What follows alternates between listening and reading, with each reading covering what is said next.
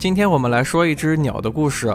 古月鸟是加勒尔地区的新增宝可梦，这是一个在设定上非常有趣的家伙。那么这次我们就开门见山直接来说这个图鉴。拥有一击定胜负的实力，但是因为记性实在是太差，通常对战还没有结束就会忘记对手是谁。只不过虽然容易忘事，但古月鸟却不会忘记自己所信任的训练家，真是令人感动的羁绊呀。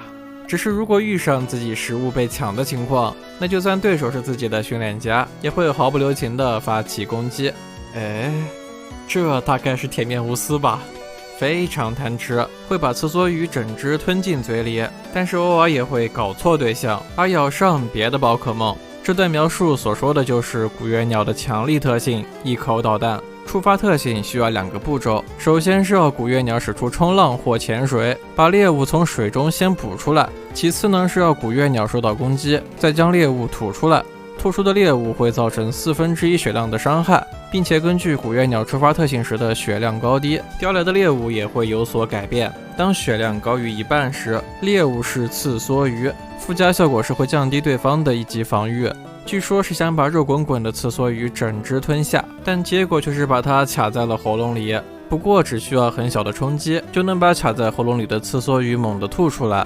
而当血量少于1半时，猎物是皮卡丘，附加效果是概率触发麻痹。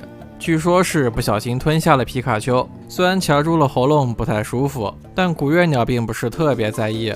而即将被吞进肚的皮卡丘，虽然因为受到惊吓而没有挣扎，但他其实正在等待反击的时机这还真是一出好戏啊！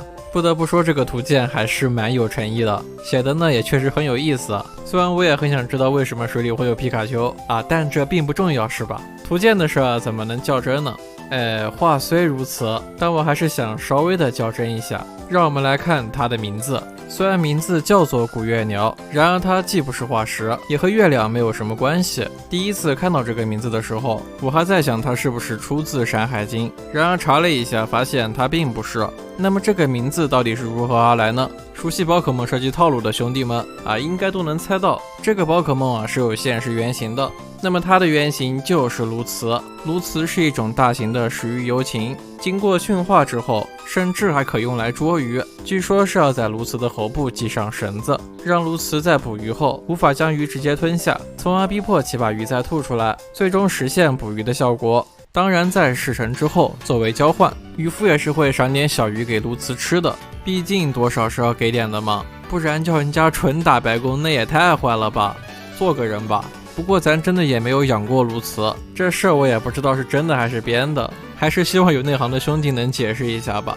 稍微做了一点铺垫，接着呢就来说重点，为啥它叫古月鸟？正如之前所说，它的原型是鸬鹚，而这个鸬鹚是属蹄形目的，蹄形目下又有一个鹈鹕科，这个鹈鹕科的鹕就是古月鸟。实际上你只需要搜索古月鸟，直接出来的它就是这个鹕。那简单来说，这个名字其实它就是拆字拆出来的。我这么说，也许会有兄弟想问，咱这不就翻译个名字吗？为啥会绕这么大一圈？这个理由呢，其实也很简单，这是因为在日语中，鸬鹚是要写作鹈鹕的鹈，所以在翻译的时候呢，就借用了鹈鹕这么一个名字。话说这鹈鹕看着还蛮眼熟的，你看这嘴，真就感觉似曾相识。难道说，没错，大嘴鸥的原型就是鹈鹕。这么说来，大嘴鸥不是更适合叫古月鸟吗？可能是当时的翻译者没有这样的闲情逸致吧。总之我不是内部人员，也猜不出个真相来，各位就听个乐吧。